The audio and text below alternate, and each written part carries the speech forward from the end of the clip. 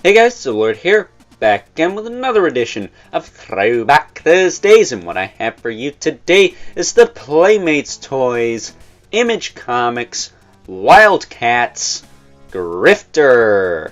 Now before we get into the meat and taters of this review, since I no longer have the packaging for this figure, let's first take a look-see at his accessories. And I'm going to be honest with you, this line, they did pretty good on accessories. That said, Playmates back in the day used to do pretty darn good with accessories. But particularly with this line, I think they went a little bit more above and beyond. More so than Skeleton Warriors, I'll say.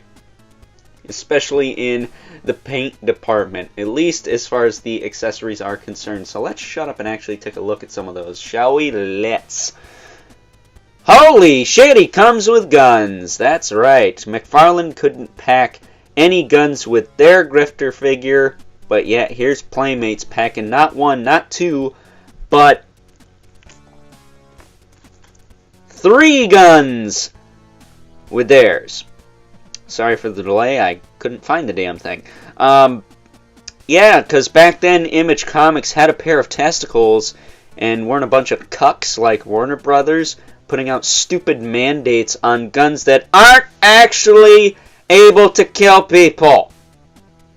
Especially not sci-fi, stupid-looking guns like this. So, another reason to say piss on Warner Brothers. Still keeping my fingers crossed for that Black Adam movie, and it's not just some chick character nobody cares about cucking out someone awesome. Either way, he's got the little pistol. And the little, this looks like a Halo gun, but this predates Halo. So, I guess if anything, Halo ripped this off, huh? And then, of course, he comes with this rifle. All of which fit in his hands. And then he also comes with a communicator, which I think every one of the WildC.A.T.s has. The exception of maybe Maul and Voodoo, maybe? I can't remember. But nicely detailed, which again, more than I could say for the Skeleton Warriors, which all look like cheap shit, the weapons. Because they had no paint, they were just molded plastic. So this is definitely a nice change of pace for Playmates. We're used to seeing like the monotone colors and the unpainted weapons from the Ninja Turtles line and the Skeleton Warriors line. But now we're getting somewhere. I even think the Monster Force line, they painted a majority of those accessories too. Or they at least weren't flat neon colors, which I understand some people like, but I prefer if the weapons looked like weapons. That said, he also comes with a stand. Not a hockey puck display stand, mind you, though I will say if McFarlane started doing some cooler stands like this, I would be a little bit more stoked about taking a look at a stand in every review. But it's a WildC.A.T. stand. It's got the W on there. It's got one peg, but it's actually tight, so it does help hold the figure up. That said, this guy can stand on his own. Okay. It's not perfect, but it is what it is. Suffers from Playmates choice syndrome. He's in the walk-in pose. I would just prefer a neutral stance, but it is what it is. At least he's not falling over. He can stand. But what's funny, Playmates was notorious for this. They made the bullet bike for this guy to ride on. And I do have that somewhere, but it is unfortunately in storage. Otherwise, I would be doing a Throwback Thursday on that, but we got a lot of WildC.A.T.s to go through, so maybe we'll get around to that towards the end. But I don't get why they put him in the walking stance and then make a freaking vehicle for him to ride on. That's kind of stupid. Like Skeleton Warriors, Baron Dark is the only one that fits on the horse and the motorcycle, and he's in a gosh darn walking pose, so it kind of doesn't work. And it'll warp the legs and make them loose on you, like mine. So, it seems to me like the vehicles were a severe afterthought. Or 2 people weren't communicating across the hall, It just seems like some silly mistakes that could have been avoided, to be honest with you. I know someone's going to tell me, oh, they weren't thinking about this back then. Well, what the... They weren't thinking at all, I guess. Like, why would you make a vehicle for a character in a walking stance? It just seems stupid to me, but it is what it is. I still like this figure, though. It's Grifter, man. You can't hate on this. So as far as articulation goes, his head will rotate. His arms will go up and down. His gloves will rotate. I remember my first one of these guys, his gloves were stuck. Like, they didn't move at all. His waist will rotate. His hips kick up and down. Everything's fairly tight, loose-ish tight on this guy. Nothing's too tight, but nothing's too loose either. And again, he can stand just fine. Now, if you're like me, you got multiple Grifters because of loose lots. So you have more than just one of these guns, which I like to put in his right hand here. I can get that in there. Guns can be a little tricky to get in there, but it can be done. Yeah, he's got a big... Look how chunky that thing is. That's a chunky pistol. That's what she said. And I like to put the other one in this hand. Mostly because the right hand has a trigger finger, and this hand is just kind of a grip hand. And this doesn't have a trigger guard on it, so it fits in better that way. That said, he can do wield either or. And I will definitely, most likely, be hooking up the McFarlane Grifter with a set of these. Probably these, because they'd be a little easier to get in that thing's hands. But yeah, that is the Grifter for you. Cool figure. It has a Deadpool looking mask, but I almost think this guy came first. But don't quote me on that. I don't recall when this guy and Deadpool were both conceived, but it seems to me like they were conceived around the same time. So this was what?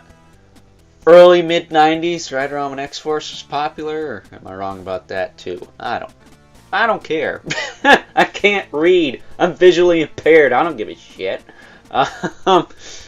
That said, if somebody would like to fill me in a respectful way in the comments below, feel free to do so. Not opposed to that, but don't be a dick, because that delete button is real. So, with that being said, I like this figure.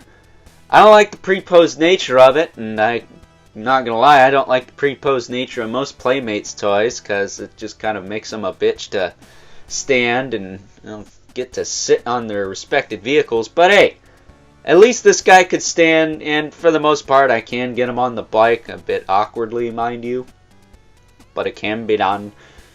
With all that being said, let's now move on and take a look at some size comparisons. First up, here is the Grifter next to a couple other superhero action figures I have from around the same time that this guy came out. We have the Toy Biz Ghost Rider Spirits of Vengeance Danny Ketch. This is the single release with the red flames on the head. There is a variant without those red flames painted.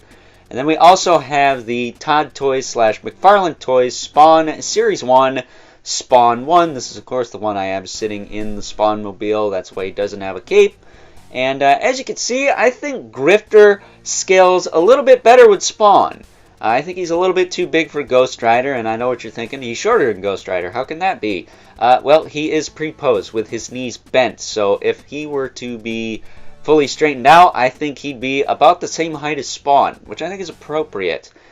That said, I'm not 100% sure on the height on Grifter. Again, somebody will have to let me know about that in the comments below. I think he's about average height. I don't think he's supposed to be overly tall, but I don't think he's like overly short like Wolverine either. So I think the scale, at least with Spawn, works pretty good, but you could probably fudge him in with the Toy Biz stuff. I don't see a problem with that. And last but certainly not least, we have our two regulars, the Mythic Legion's Brother Mandibulus. Love it, Spawn as usual. Towers over everyone, because that's what happens when you're sculpted to look like you're taking a fat shit. So with that being said, time to wrap things up. Some final thoughts. overall, and while I do still have my complaints with not just this figure, but this entire figure line, I'm going to be 100% honest with you guys in saying that I still really like these figures.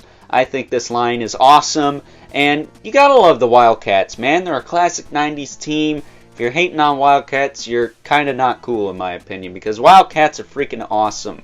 And if there's one thing Playmates did right, is that they gave us the whole team and some villains. The only thing they didn't complete was the Trika, which was a team of 3 villains from Wildcats, but we at least got one of those dudes. Would have been nice to get the other 2 though. Although I guess maybe there's a issue with putting out a transforming hovercraft, because there's this other toy line that has transforming robot characters in it that might not have been very happy about that. But at the end of the day, we got the core team, we got the Grifter. The Grifter is my favorite member of the Wildcats, so that's why we started with him. They gave him guns. Looking at you, Warner Bros. They gave him guns, and for the most part, he looks really good. Albeit these figures are a bit on the shiny side. They're very glossy. I would have liked to seen some more matte finishes on these, but it's Playmates toys from the mid-90s. That's what you're going to get. So, you know, if you're good with paint, you could probably fix that up yourself. But at the very least, you don't have to paint the weapons, unlike the Skeleton Warriors line, or even the Monster Force line, or the Ninja Turtles line. I guess my only major complaint with this line is the pre-posed nature of it, which that's just the thing with Playmates toys. If you're buying a Playmates toys figure, just know that there is a 99.98% chance it's going to be pre-posed. It's just the nature of the beast. Even when they give them vehicles, they still got to put them in some kind of weird walking stance to make it awkward to get them on those vehicles. So I guess if I had one major complaint, that would be it. But it doesn't inhibit the figures from standing up, so I guess I can't complain too much, right?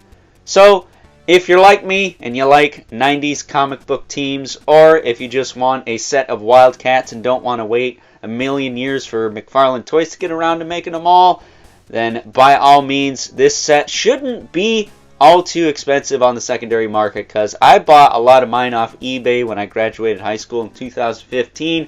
They were really cheap. Like, we're talking $5 carded. So I highly doubt with the pandemic inflation of the secondary toy market that these have gone up that much. Maybe 10 to 15, I would say. If they went up more than that, then I think people are just smoking crack. But at the end of the day, it is what it is, I suppose. So with that being said, hope you guys enjoyed this week's edition of Throwback Thursdays. If you are so inclined, please don't forget to comment, like, subscribe, and hit the bell so you know whenever I upload more reviews like this one. If you haven't already, please hit me up on Instagram at Overlord Productions. But as always, keep the comments civil, because the world sucks enough as it is, especially when I know I beat around the bush with the whole pre-post thing, but god damn it, let me pose my own figures. If I want something pre-posed, I'll buy a statue. Please and thank you. But with all that being said, till next time, I'll catch you guys later.